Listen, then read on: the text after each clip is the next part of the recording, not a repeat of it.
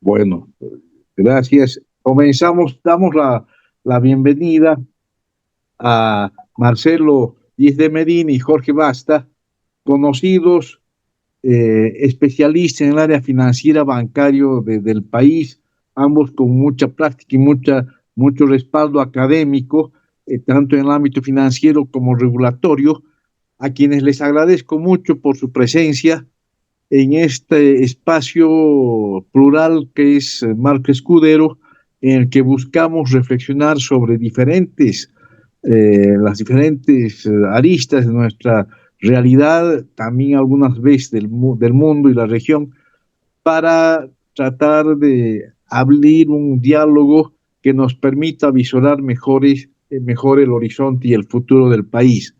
Hoy estoy a cargo de la coordinación, saliendo de una gripe muy fuerte y reemplazando al que más sabe de economía, a los que más saben de economía de nuestro grupo, como son Roberto y Jorge, porque ambos tenían unos problemas para moderar.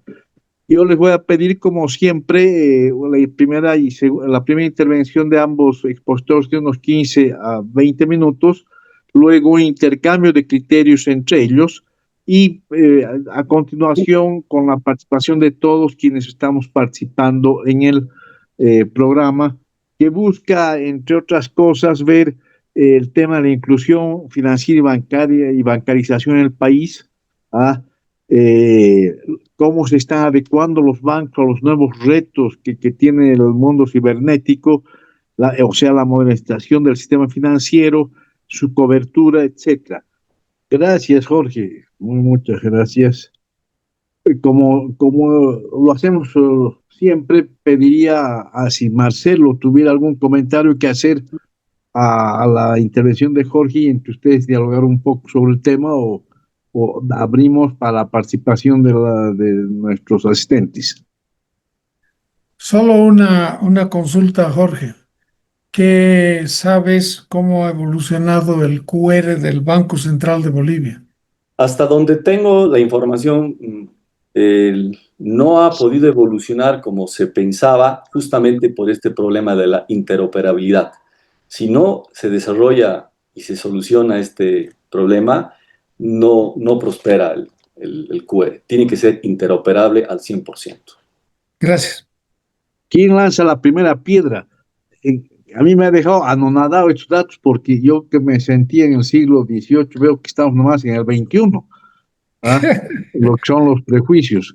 ¿Quién quisiera hacer alguna pregunta, algún comentario, por favor? Jorge Rada. Adelante, Jorge, tu micrófono, por favor. Sí, gracias. Muy buenas noches. Felicito a las dos exposiciones muy interesantes. Atención, como cuando uno va a los bancos, a las agencias, cada vez hay menos gente, porque obviamente se están utilizando los mecanismos del QR, de la transferencia, etcétera. Pero algo que me preguntaba era, ¿y cómo está afectando esta modernización tecnológica a la contratación de personal? ¿Cómo se estaría reduciendo el personal en la banca? ¿Algo de ese tema, por favor? Marcelo, Jorge. Bueno, como toda implementación tecnológica siempre puede generar un shock en los mercados, ¿no? Sobre todo en el tema laboral. Lo hemos vivido, bueno, anteriormente se ha vivido la revolución industrial, ¿no es cierto? Donde las máquinas empezaron a suplantar a las personas, pero considero que el mercado en una primera etapa sufre este tipo de shocks y de ahí se va reacomodando porque es parte del desarrollo, ¿no es cierto? Y las personas, pues, que inicialmente tenían una función en el sistema donde puede ser reemplazado por la tecnología del QR, las transferencias, etcétera, pueden ocupar otro tipo de funciones dentro de la institución que a la vez va a ir también ampliando su requerimiento de personal por los nuevos desafíos que tiene que afrontar. Entonces, creo que inicialmente se sufre un shock, pero después el mercado se tiene que acomodar. y obviamente hay que estar preparado para ello. Entonces ahí el mismo personal de las entidades financieras pues tiene que ir preparándose para poder sacar ventaja de esto y no quedar obsoleto. Y es lo que vamos a vivir con la inteligencia artificial los próximos años, ¿no? O sea, vamos a ir viendo cómo puede la inteligencia artificial reemplazar muchas tareas que actualmente las hacemos, pero si nosotros nos familiarizamos con esta, podemos adoptar una herramienta que nos hace más competitivos. Gracias. Perdón, primero que nada, saludarte, querido Coco. Hace años que no te veía. Un gusto. A ver, yo creo que hay un sector muy directamente afectado, digamos, en un cambio de estos, ¿no? Que básicamente es toda la gente de cajas, que es la que maneja dinero efectivo, ¿cierto? En la medida en que las transacciones se realizan en forma automática, se reduce el uso de efectivo y por lo tanto la necesidad de contar con más cajeros o con los cajeros que tengas asignados, ¿no? Entonces, digamos, no afecta a toda la estructura de la entidad financiera, afecta exclusivamente o principalmente a la gente que maneja dinero efectivo. En segundo lugar, mencionar también, ratificar un poco lo que ha dicho Jorge. Lo que pasa es que tal vez puede haber una movilidad, no necesariamente de las mismas personas, ¿no? Porque si bien hay este tema de que no manejen ya efectivo. Por el otro lado, se va a requerir más profesionales en términos de la parte tecnológica y especialmente en términos de la parte de seguridad. O sea, el tema de seguridad de sistemas resulta demasiado importante ahora, por cuanto están viajando una cantidad enorme de transacciones todo el día y la noche y 24 horas, y lógicamente los sistemas tienen que ser lo suficientemente confiables para que la gente continúe usándolos, ¿no? Y para esto necesitas gente y necesitas inversión en equipos nuevos y en tecnología de última modernidad, digamos, para poder asegurar un servicio que el cliente sepa que cuando lo usa no va a perder su dinero, ¿no? Entonces, eso es así. Pero ahí probablemente al cajero no lo voy a poder llevar a tecnología y voy a reemplazar una persona por otra, ¿no? El resultado, por lo menos en las estadísticas que vemos, no es significativamente bajar empleados. Especialmente en el área de microfinanzas, es más difícil bajar todavía empleados porque nosotros tenemos un montón de asesores que se dedican a trabajar y a estar permanentemente en contacto con los clientes y esos no van a desaparecer, ¿no? Entonces, es el tema de que más reducciones existen por razones económicas que por razones de este tipo, ¿no? O sea, razones económicas de bajar gastos administrativos que se ven muchas veces en función del incremento de los costos de personal, ¿no? Don Roberto, ¿usted quisiera hablar? Sí, gracias, Juancho. Bueno, primero un comentario general respecto a las presentaciones. Me han parecido muy buenas y claramente complementarias las presentaciones tanto de Jorge como de Marcelo. Yo me referiría básicamente al tema que mejor conozco, que tiene que ver con la industria de las microfinanzas. Hay una primera consideración que quisiera hacer, y creo que este es un buen foro para ello, y que tiene que ver básicamente con el seguimiento y la información a la industria de las microfinanzas. Ustedes saben muy bien, igual que muchos de nosotros, que el éxito que ha tenido la industria microfinanciera en Bolivia ha sido espectacular y gracias a ello hay cerca de 2 millones bueno, 1.200.000 clientes que reciben periódicamente servicios financieros, ¿no?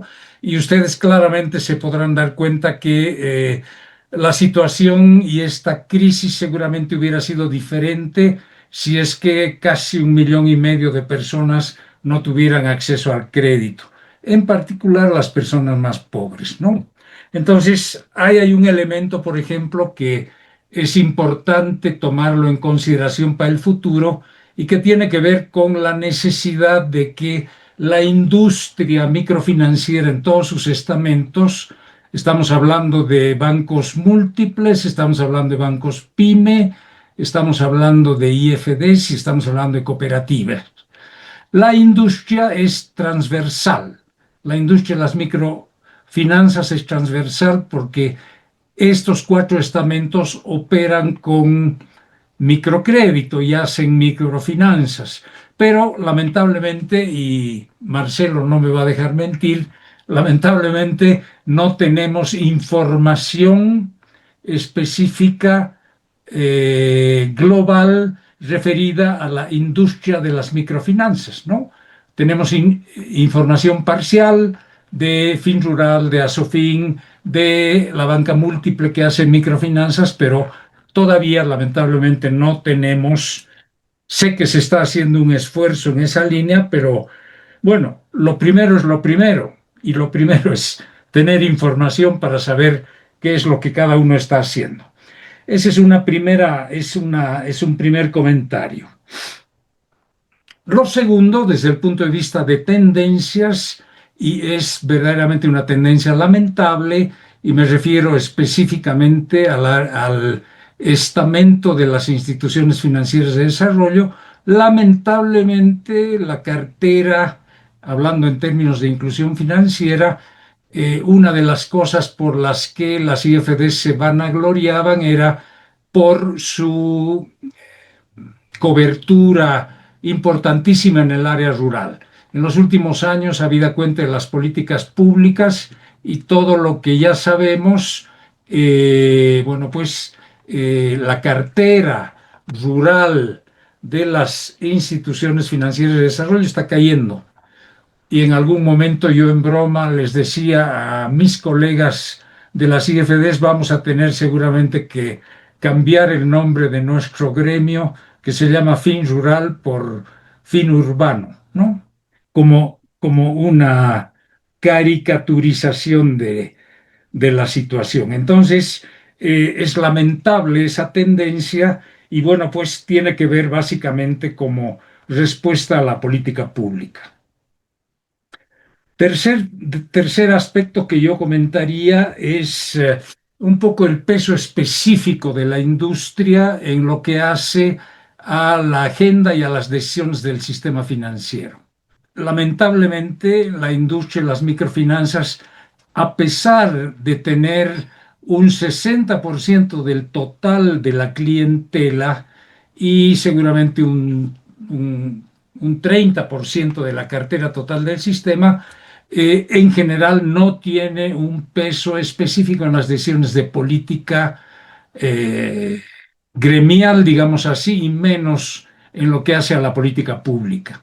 Entonces, un tema de agenda yo creo que es rever esto y, en definitiva, repensar si, por ejemplo, tiene sentido mantener 2 gremios, uno que agrupa a las IFDs y otro que agrupa a bancos PYME y bancos múltiples especializados en microfinanzas como 2 gremios distintos, ¿no? Si estamos en una época donde, por ejemplo, a nivel político estamos empujando la unidad de la oposición me refiero, de repente el tema de la unificación desde el punto de vista gremial de lo que es la industria y las microfinanzas, de repente podría ser un tema de agenda. Cuarto tema, hay un problema en la estructura de la industria de las microfinanzas y claramente lo que podemos ver es que en el segmento de los bancos PYME han quedado 2 entidades financieras, 2 bancos PYME dentro de la estructura global del sistema financiero. Y yo les diría claramente, no son ya 2, es más o menos 1,5, ¿no? En ese segmento. Entonces, Y lo paradójico es que el Estado, el gobierno, no ha facilitado políticas para promover el upgrade, por ejemplo, de instituciones financieras de desarrollo hacia bancos pyme. Eso hasta ahora y hasta donde sabemos, eso no se lo puede hacer en condiciones más o menos normales. Por lo tanto, ese segmento de los bancos pyme en este momento tiene 1,5 competidores, ¿no? Algo está mal ahí. ¿Por qué no hay más bancos pyme que promuevan microfinanzas y promuevan inclusión financiera? Un último comentario tiene que ver con la transparencia, ¿no? A partir de estas medidas reiteradas de reprogramación, refinanciamiento, ya estamos en la quinta resolución en los últimos 5 años. Bueno, esto de alguna manera va promoviendo si ustedes quieren, la poca visibilización de la situación real de la cartera. Y claro, esto paradójicamente va en contra del sistema. ¿Por qué? Porque la ASFI, ¿qué es lo que nos dice? No, pero el sistema está relativamente bien, su CAP está relativamente bueno, la mora no está tan alta y por lo tanto, ergo, se animan a promover una nueva ley que nos puede tirar al suelo, que es otra ley que va a promover la reprogramación que debe ser ya la sexta medida de las operaciones en este próximo semestre. Entonces, la transparencia es un tema importantísimo en el sistema, pero la propia ASFI está impulsando que el sistema no muestre con toda claridad sus cifras y la situación real. La situación real hasta ahora se ve bien. La situación real no debe ser tan buena. Eso de mi parte, Juancho, gracias. Muchas gracias, Roberto. En la medida que he estado viendo que no hay muchos participantes, pediría a Jorge y Marcelo dar una visión de estos 4 puntos que plantea Roberto. Mira, no voy a tomar los cuatro, pero sí. A ver, primero, con relación a al último planteamiento de Roberto, es verdad. Es verdad, lo había mencionado en mi presentación y decía que existe un grupo de clientes que están en periodo de prórroga, que es lo que han establecido ellos, ¿no? Ese es un invento en las disposiciones del Sí, gobierno. No existía periodo de sí, prórroga, nunca ha existido. O sea, periodo de gracia sí, y adicionalmente el periodo de gracia normalmente en el sistema financiero era solamente a capital. O sea, te daban gracia a capital, pero pagabas los intereses.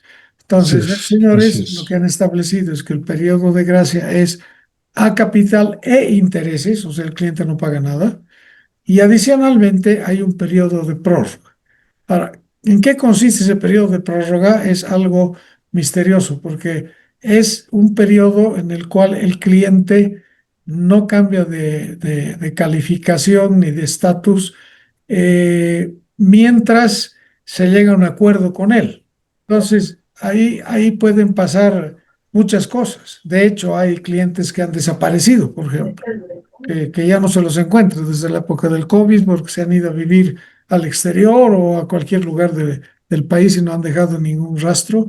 Hay clientes que se acercan a preguntar, pero dicen, bueno, mejor estoy en prórroga, ¿para qué voy a meterme a reprogramar o refinanciar? Porque ya ahí me van a meter al plan de pagos nuevo y tal y cual. Entonces, mientras tanto, cómodamente sigo en prórroga, ¿no? Entonces, ese periodo de prórroga además es indefinido, o sea, no tiene una fecha, no tiene decir, sabes, el periodo de prórroga termina en tal fecha y en ese momento tienes que previsionar, tienes que castigar o tienes que hacer algo, ¿no? Entonces ahí hay una mora, evidentemente, como dice Roberto, que no sabemos cuánto es. Probablemente cada entidad pueda saber lo de la entidad, pero en el total nadie sabe, ¿no? Ese es un tema. El otro tema, que es bueno también tocarlo es lo que ha dicho Roberto con relación a la representación de las microfinanzas. En realidad ahí hay varias aristas, ¿no? Yo entiendo que yo estoy hace 5 años en la SOFIN, antes trabajaba en el Banco Mercantil, o sea que soy un poco de los tradicionales y de los microfinancieros. He tenido que aprender en realidad. Entonces, estas organizaciones se han ido creando en función de las necesidades de determinados grupos de accionistas o determinados grupos de personas que se han ido dedicando al negocio y no se han ido pensando, digamos, en un tema como, por ejemplo, y es un ejemplo de éxito, lo que se llama ASO Microfinanzas en Colombia. ASO Microfinanzas en Colombia es una entidad, es una asociación, como su nombre lo indica, que agrupa a todas las entidades que están trabajando en las microfinanzas, absolutamente a todas. O sea, agrupa, digamos, a lo que aquí sería ASOFIN, FinRural, cooperativas y cualquier otra entidad que se dedique a microfinanzas. Y funciona muy bien, es muy poderosa, llega a muchos lugares, tiene un congreso extraordinario que lo hace anualmente, extraordinario en el sentido de lo que presenta, de la organización, es realmente una asociación muy, muy fuerte. Ahora, ahí yo creo que para llegar a eso, primero hay que partir de la voluntad, digamos, de hacerlo, y en la voluntad de hacerlo tiene que primar mucha como desprendimiento, si se quiere llamar, de ciertas cosas, ¿no? No somos exactamente iguales todos. O sea, hay algunos que captan dinero, por ejemplo, y otros que no captan, ¿cierto? Que se fondean con otros fondos del exterior. Hay otros que tienen accionistas y algunos que no los tienen como accionistas. Entonces, son organizaciones que no son iguales. Entonces, habría que ver cuáles son los puntos comunes, digamos, que nos unen para poder plantear alguna fusión o la creación de una nueva entidad que agrupe a todos, pero como digo, tiene que salir un poco de la voluntad de los mismos participantes, ¿no? Y con mucho desprendimiento y con muchas ganas de que se hagan las cosas. De lo contrario, bueno, vamos a ir como estamos, ¿no? Porque, claro, me dirán, atendemos el mismo segmento de mercado, sí, eso es cierto, tenemos el mismo, y probablemente tenemos también los mismos clientes, ¿no? Pero no hemos avanzado mucho sobre el tema, por lo menos desde que yo estoy aquí, no he escuchado nada concreto. Se puede hacer siempre y cuando haya desprendimiento y voluntad de hacerlo. Muchas gracias, Jorge. Gracias, Juan. Creo que ya los puntos principales los ha expuesto Marcelo en su exposición. Coincido con ello, por favor. Muchas gracias. Miren, yo creo que el tema en general interesa a todos, pero claro, fundamentalmente han sido tan ilustrativas las charlas que me parece que no quedan más que... ahí está don Enrique Velasco, que primero tendrá que... Eso es, el micrófono, adelante. Gracias, queridos. Un gusto de ver a amigos de tanto tiempo, a mi profe de química, al Coquito, a Roberto, etcétera. Un gusto de verlos a ustedes. Miren, nosotros en la Fundación venimos pensando en lo que se nos viene hacia adelante y obviamente tenemos un tremendo problema de cómo reactivar la economía a corto plazo a partir de noviembre de este año, ¿no? Y en eso, por supuesto, yo he sido y sigo siendo bastante crítico del tema financiero, porque tiene una serie de efectos bastante complicados en cuanto a lo que significa una verdadera reactivación de la economía. Eso lo podríamos charlar en algún otro momentito. Para darle algunas cifras concretas, eh, una tarea inmediata que se tiene que hacer es cómo se reactiva internamente la economía, porque repito, el esperar créditos externos o el esperar los 10.000 millones de dólares que don Manfred dice que va a traer, etcétera, parece que son ideas demasiado optimistas. Pero viendo exactamente lo que es nuestra economía, uno encuentra que hay dos factores muy serios que impiden realmente aprovechar nuestra demanda agregada interna para poner en marcha un proceso de bootstrapping, ¿no? Un proceso de reactivar la economía con algún impulso interno. ¿Y por qué digo esto? Bueno, el tema de los impuestos que van a agregar el precio final de los productos, el IVA, IT, etcétera, etcétera, afectan a la producción interna entre un 20 y un 35-40%. Eso significa que alrededor de 6.000 millones de dólares se están quitando de la capacidad de consumo de los hogares. Pero otro factor importante es el sector financiero. Entre comisiones, intereses y todo aquello, el sector financiero está capturando alrededor de 4.000 millones de dólares de lo que son contribuciones de los clientes, de los ciudadanos, lo cual, sumado al tema de los impuestos, te dan casi 10.000 millones de dólares que se le está quitando a la capacidad de consumo del mercado interno. Esto obviamente es tremendamente fuerte para una economía tan pequeña como la nuestra, que sin duda requeriría no más de 2.500 millones de dólares de capacidad de consumo para que la economía crezca en un 5 o 6%, ¿no? Entonces, este es un tema central, porque además, cuando uno ve los efectos que haya podido tener, perdón un ratito, para nosotros es tremendamente preocupante, repito, porque para crecer a un 4 o 5% no necesitaríamos más que aumentar la demanda interna en 2.500 millones de dólares, cosa que, repito, el tema de impuestos y el tema financiero están perjudicando. Hay muchos datos que podría compartir con ustedes, pero una primera pregunta es, ¿cómo ven esto, no? El sistema financiero, sin duda, ha tenido un crecimiento de 4 veces mayor al promedio del PIB entre el 2005 y el 2025 en la actualidad. El tema de sus ingresos, ¿no? Su patrimonio se ha multiplicado por 6 veces, en fin.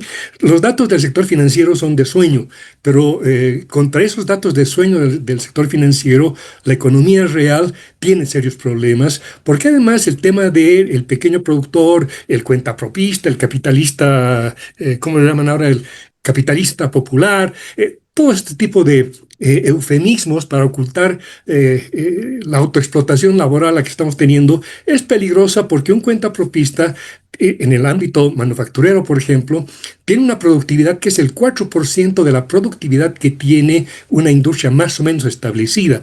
Entonces, yo quiero cerrar con esto. Ya desde los años 80, 90, hemos sido bastante críticos de esto, porque sabíamos que el microcrédito, por tipo de interés y todo lo demás, difícilmente iba a poder apoyar a los sectores productivos. Y efectivamente, en ese momento ya dijimos, bueno, esto va a tener simplemente un gran aumento del microcomercio. El microcomercio va a ser el canal de distribución del macrocontrabando y adiós industria, ¿no? Más o menos eso ha sucedido. Y ahora, repito, pensando en lo que hay que hacer de manera urgente a partir de fin de este año y para el próximo, ¿cuál sería la posición de ustedes? Todo esto de la inclusión financiera, los éxitos del sector, ¿no están yendo contrarruta de respecto al impulso que tendríamos que darle al consumo y la demanda interna para un poco sacar la nariz del agua de esta terrible situación a la que nos ha metido el desgobierno de los 20 años?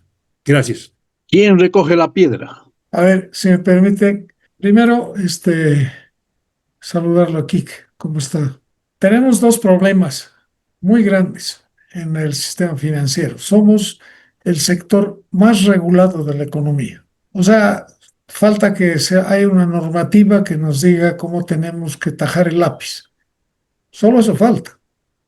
Porque yo, francamente, que soy bastante antiguo, muchos aquí somos igual, extraño al banquero antiguo, aquel banquero que tomaba decisiones, era ejecutivo, ejecutaba las cosas. Hoy día el ejecutivo de banco es una persona que tiene que cumplir 1.000 normas y por lo tanto su capacidad de tomar decisiones propias es pues altamente limitada. Y eso incluye desde el gerente general a toda la planta o la alta dirección, si se quiere llamar, incluyendo a los accionistas. Entonces todo está regulado. Es un regulitis. Eso, primero que nada, debería pensarse en una nueva ley que sustituya a la 393, porque también desde ahí parte el tema, porque las normas se generan en base a la ley, ¿no es cierto? La ley pide la normativa. Eso es uno. Luego habría que revisar toda la normativa que está de más en la ASFI, ¿no es cierto? Y además hacer que la ASFI realmente cumpla su papel en términos de ver cuáles son los grandes riesgos que tiene cada una de las entidades, y en lugar de estar mirando pequeñas cosas y tratando de generar una multa en cada inspección, ¿no es cierto? Porque eso es a lo que se está reduciendo actualmente la ASFI. O sea, hay que volver a mirar grande con el sistema financiero. Ahora estamos mirando chiquito, o por lo menos estamos mirando cuadriculado por donde nos han puesto, por donde tenemos que ver. La ventana se volvió más chica o se volvieron muchas ventanitas. Ese es un tema. El segundo tema es bueno, qué papel quieren los candidatos o los nuevos gobernantes que juegue el sistema. Porque evidentemente el microcrédito es particular, tiene sus propias particularidades, como lo llama, y no solamente Roberto, sino mucha gente, es la industria del microcrédito, ¿no? Ok, es una industria. Pero no es ajeno a las dificultades por las cuales atraviesa también la banca grande, ¿no? Entonces, nuevamente, ¿cuáles son las políticas que van a permitir que el sistema financiero cumpla su función principal? ¿Cuál es la de captar fondos y colocar fondos? Y crecer cartera y generar, lógicamente, movimiento económico. Porque de lo contrario, por supuesto que si el sistema financiero se mantiene como está hoy día, ¿no es cierto? Está bien, sí, está bien, pero no está cumpliendo completamente su función. Hay que desatarlo un poco, hay que quitarle muchas cadenas, sin querer decir, por supuesto, que no hayan controles. Siempre han habido y siempre tienen que haber, porque manejamos dineros del público, ¿no es cierto? Imposible que se pueda hacer otra cosa. Pero creo que es fundamental realmente pensar en una nueva ley, en normativas nuevas, en volver a analizar mecanismos de Estado como estaban hace años atrás, fortalecimientos patrimoniales, lo van a tener que hacer definitivamente, porque de lo contrario va a haber problemas también con algunas entidades. Y en estos 6 meses que nos quedan, se va a ir agravando la situación de la mora, como ya dije, y se va a ir reduciendo la capacidad de colocación, digamos, de préstamos, porque la liquidez también está reduciéndose, ¿no? Entonces, el tema es que los gobernantes o los candidatos, como sea, tienen que tener una percepción concreta y clara de qué pretenden o qué esperan que haga el sistema financiero para apoyar un proceso de desarrollo rápido. Muchas gracias, Marcelo. Sé que Jorge nos dio un tiempo y que ya tiene que retirarse, pero yo le pediría unos 5 minutitos de paciencia porque Rudy me ha pedido la palabra y con eso cerramos para dar la palabra a Jorge, por favor. Cortito, Adelante, Jorge. Y muchas gracias, Marcelo y Jorge, por su presentación y apoyando también un poco las ideas de don Enrique. Aquí yo veo 4 problemas. Un primer problema es un tema de infraestructura. Yo creo que si estamos pensando en una mayor profundización, tenemos un problema de infraestructura con la falta o los accesos a tecnología para movernos hacia una banca más abierta. Creo que ahí hay un reto importante, más allá simplemente de fortalecer el sistema de pagos, sino más bien de ir a un campo de banca abierta. El segundo tema es un poco considerar el tema de inclusión financiera, más allá del acceso y uso, sino más bien en un concepto que es bastante viejo, y es que la inclusión financiera debería pensarse en inclusión de población al ciclo económico y al ciclo productivo, ¿no? Entonces, un poco cambiar ahí la colección de información para poder tener una idea más concreta si la inclusión financiera está resultando en un apoyo al crecimiento económico y a la creación de cierta riqueza en la base, que es lo que el país siempre ha tenido como problema. El tercer problema que yo veo es un problema de transparencia.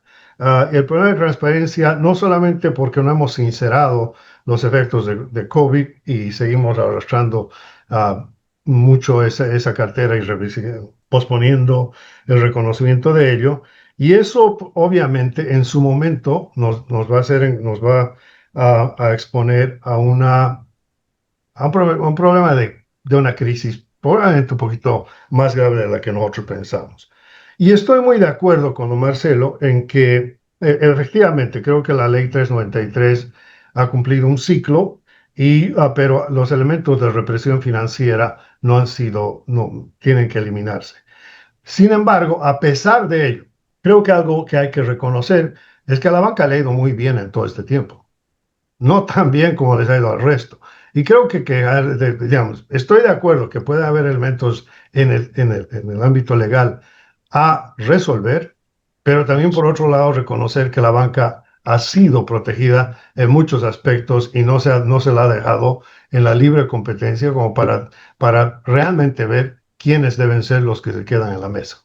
Creo que ahí hay que hay que preguntarse con la mano en el pecho de todas estas protecciones y cómo se sigue posponiendo una crisis. De repente hay que enfrentarla, pasarla y poder recuperar el país poco a poco, como todos ustedes coinciden. Muchas gracias, Rudy. Jorge y Marcelo, nos despedimos. Gracias, Juan.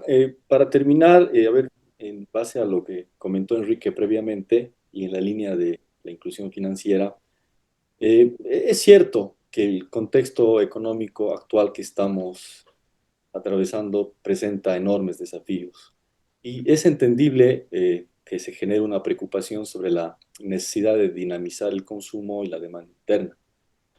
Y precisamente por eso creo que la inclusión financiera no va en contrarruta, más bien puede ser parte de la solución, como lo mencionó Rudy.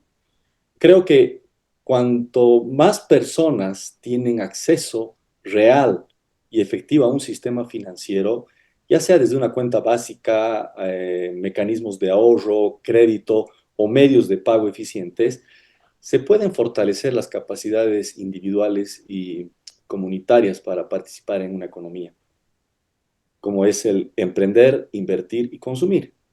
Entonces, en este sentido, el acceso equitativo a los servicios financieros creo que pueden ayudar a reconstruir la base de una demanda interna. Creo que no se trata de promover una visión aislada, sino de comprender que la inclusión financiera y el fortalecimiento del mercado interno pueden y deben ir de la mano. Por supuesto que esto requiere un apoyo de políticas coherentes y una articulación público-privado con un enfoque territorial. Creo que en esa línea va mi respuesta a todos los participantes. Y bueno, agradecerles por el espacio, el tiempo que nos han otorgado para poder compartir con ustedes este tema que nos parece muy importante. Muchas gracias, Jorge. Muchas gracias, Marcelo. Gracias a Gracias, todos conquistadores.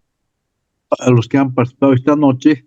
Los invitamos a seguir con estos diálogos Marcos Escudero, que como les digo, buscan encontrar espacios de reflexión democrática para ver hacia dónde vamos, hacia el futuro, sabiendo que tenemos mucho que hacer.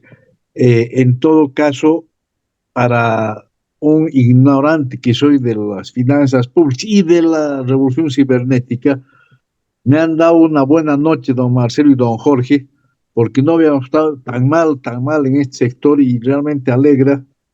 Y pienso que buena parte de la pega, como decía Marcelo, de los nuevos, es ir a enseñar a los viejitos a hacer su transacción. Amigas, amigos, muchas gracias por esta ilustrativa noche y nos vemos el próximo viernes a la misma hora. Ya les haremos llegar nuestra convocatoria con el tema en cuestión. Muy buena noche y gracias a todos y todas. Gracias.